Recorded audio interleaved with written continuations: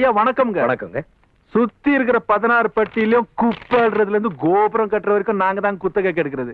ஆனா எனக்கு இன்னமும் தெரியல, புதுசா எனக்கு எதிரா நீங்க எடுத்திருக்கீங்க. ஆமாங்க. எடுக்கிறதுல ஒண்ணு தப்பு இல்லைங்க. ஆனா இந்த தொழிலுக்கு நீங்க புதுசு பாருங்க, டெண்டர் ரொம்ப கம்மியா போட்டிருக்கீங்க. அதனால ஒரு 5-6 லட்சம் ரூபாய் நஷ்டம் வருங்க. பரவாயில்லைங்க.